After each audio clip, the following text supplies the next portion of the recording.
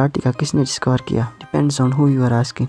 जबकि रशियंस कहते हैं उन्होंने सबसे पहले डिस्कवर किया था। ब्रिटिशर्स कहते हैं कि उन्होंने पहले अंटार्कटिका डिस्कवर किया। लेकिन अंटार्कटिका का जिक्र आज से कई सालों पहले ग्रीक फिलोसोफर एरिस्टोटल ने कहा था, जब उसने कहा कि ज़मीन गोल है और नॉर्थ और साउथ पोल एक दूसरे के मिरर इमेजेस है। 2021 में रॉयल सोसाइटी ऑफ न्यूजीलैंड की एक स्टडी के मुताबिक, जिसमें ये कहा गया कि इधर ऑस्ट्रेलिया के पास पोलिनेशियन आइलैंड्स पर रहने वाले मावरी लोग शायद पहले इंसान थे जो 7वीं सदी में अंटार्कटिका पहुंचे थे, क्योंकि उनके पुरानी कहानियों में एक ऐसी बर्फीली कॉन्टिनेंट का जिक्र मिलता है जो ज़मीन की सदर्न साइड पे है। रिकॉर्डेड हिस्ट्री में ब्रिटिश ऑफिसर जेम्स कुक्स वो पहला यूरोपियन था जो अंटार्कटिक सर्कल क्रॉस करके इधर अंटार्कटिका के पास पहुंचा, लेकिन वो अंटार्कटिका से 130 किलोमीटर दूर ही था कि उसने अपना शिप मोड़ लिया, क्योंकि उसे अंटार्कटिका तो नजर नहीं आया लेकिन पानी में तैरते हुए आइसबर्ग्स जरूर नजर आए और समंदर के तेवर ऐसे थे कि शिप्स को आगे ले जाना बहुत खतरनाक था। इसीलिए जेम्स कुक ने कहा था कि साउदर्न कॉन्टिनेंट तक पहुंचना इतना खतरनाक है कि शायद ही कोई इंसान यहाँ तक आए।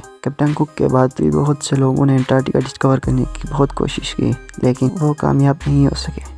फिर 19वीं सदी के आते ही इकोनॉमिक डोमिनेंस के लिए कंट्रीज में कंपटीशन शुरू हुआ, जिस वजह से दुनिया अब एक न्यू वर्ल्ड ऑर्डर की तरफ बढ़ रही थी। रिसोर्सेज और नए ट्रेड रूट्स डिस्कवर हो रहे थे, इंडस्ट्रीज लग रहे थे। हर कंट्री आने वाले नए दौर में सुपर पावर बनना चाहता था और इसीलिए एक्सप्लोरेशंस ओरिज में पहुंच गए। ऐसे में 1819 में रशियन एम्पायर ने रशियन एक्सप्लोरर्स को टास्क दिया कि वो पूरी दुनिया के चक्कर घूमे, नए कंट्रीज और कॉन्टिनेंट्स डिस्कवर करें। 1820 में फेबियन और उसकी टीम ने कैप्टन कुक की प्रेडिक्शन गलत साबित कर दी। सदर्न ओशन में पहुंचकर अंटार्कटिका को बहुत करीब से देखा, गोया कि उसने अंटार्कटिका पर कदम नहीं रखा था, मगर उसे मॉडर्न हिस्ट्री का वो पहला इंसान माना जाता है जिसने अंटार्कटिका को देखा था।